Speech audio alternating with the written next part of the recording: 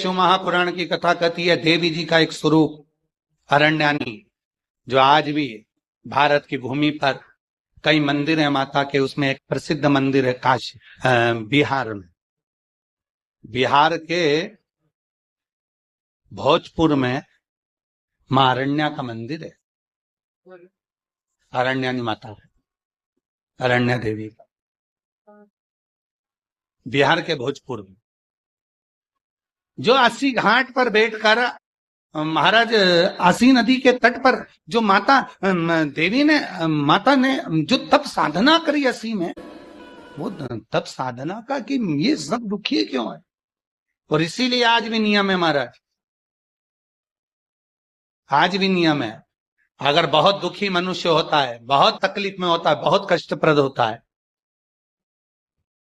उसके दुख का जब कोई निवारण ही नहीं होता, कहीं कोर्ट का केस, कचहरी, थाना, पुलिस, डॉक्टर, कहीं एक्सीडेंट, कहीं फैक्ट्री चलती चलती बंद हो गई, व्यापार चलता चलता बेकार हो गया, हर तरह से जब वो हताश हो जाता है, तब अब आप लोग तो बिहार भोजपुर जाकर, बिहार के भोजपुर में अरण्या देवी का मंदिर है, और आप तो वहां नहीं जा सकते, तो उसके लिए 7 लाल पुष्प या एक ही पुष्प की 7 लाल पत्तियां, 7 दुर्वा के साथ में, 7 लाल अक्षत के साथ में, यदि अरण्यानी देवी के नाम से, अरण्यानी देवी के नाम से यदि बेलपत्र के वृक्ष के नीचे समर्पित कर दिया जाता है, तो वो अरण्यानी देवी तुम्हारे घर के जितने भी दुख होते हैं, चाहे कोर्ट से जुड़ा हो, पुलिस से जुड़ा हो, फैक्ट्री बंद हो रही हो, व्यापार बंद हो रहा हो, तो अरण्यानी देवी उसको संभाल लेती है और बल देकर उसको पुनः आगे बढ़ा देती है। अरे वरुणा और अस्सी जिसके बीच में बसी है वाराणसी, ये अस्सी साधारण नहीं है, ये वरुणा साधारण नहीं है। आप लोग तो सब वाराणसी के निवासी हो, तो आप लोगों को ज्यादा ज्ञान होगा कि इन नदियों के तट पर बैठकर कितनी साधना हुई होगी, क्यों भगवान वाराणसी में आकर बस गए, क्यों भगवान ये 2 नदियों के मध्य में आकर बस गए, ऐसा क्या हुआ, वरुणा और अस्सी ने ऐसा कौन सा पुण्य फल पाया था जो ये गंगा मैया उनसे मिलने के लिए आ गई, ये गंगा का संगम हो गया। गंगा तो काशी में थी ही नहीं,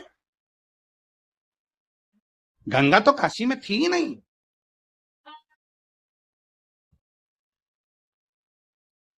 कौन लेकर आया इनको, कौन? ये वरुणा और अस्सी ने ऐसा कौन सा पुण्य कर दिया था जो गंगा को लेकर यहां आ गई? कौन सा आंतरी अनसुईया ने तब कर दिया था जो अनसुईया जी के कहने पर गंगा यहां पहुंच गई? कौन सा तप शनि महाराज ने कर लिया था जो गंगा जी यहां पहुंच गई?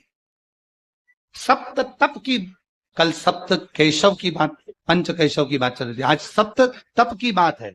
शनि महाराज का तप, आंतरी अनसुईया का तप, वरुणा का तप, अस्सी का तप, भृगु का तप, कितने तप है यहां। और उस तप के बल पर कोई गंगा ऐसे ही नहीं आई है।